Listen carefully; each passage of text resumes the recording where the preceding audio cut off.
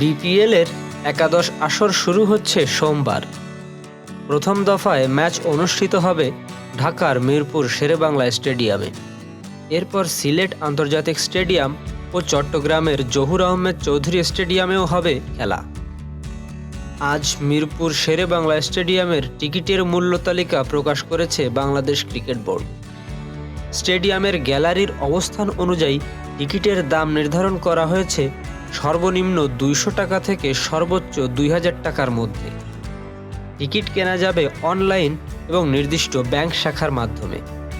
BCB জানিয়েছে, মিরপুর স্টেডিয়ামের জন্য 11 ধরনের টিকিট ছাড়া হয়েছে। ইস্টার্ন গ্যালারির টিকিটের দাম নির্ধারণ করা হয়েছে 200 টাকা, যা সর্বনিম্ন। অন্যদিকে গ্র্যান্ড স্ট্যান্ডের টিকিটের দাম সর্বোচ্চ 2000 টাকা। এই দুই গ্যালারির অবস্থান পিচের দুই পাশে।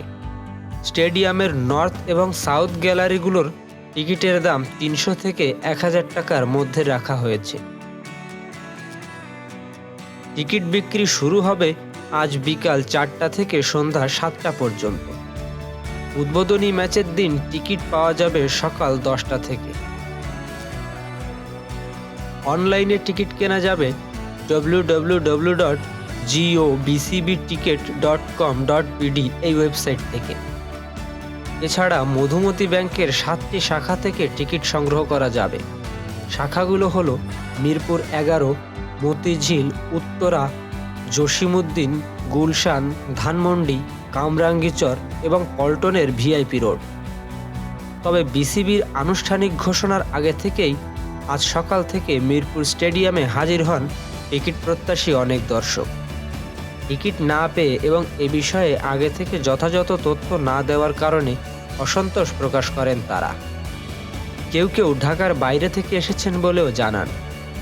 টিকিট না পাওয়ার ক্ষোভে কিছু দর্শক মিছিলও করেছেন বিসিবির ব্যবস্থাপনার বিরুদ্ধে। বিসিবির পরিচালক নাজমুল আবেদিন স্বীকার করেছেন যে এই পরিস্থিতির দায় বিসিবিকেই নিতে হবে। তিনি বলেন, যারা খেলা দেখতে চান তাদের কাছে তথ্য আগে থেকেই পৌঁছানো উচিত ছিল। এটা না হওয়ার দায় আমাদের, তবে এখন পরিস্থিতি কিছুটা সামলে নেওয়া হয়েছে।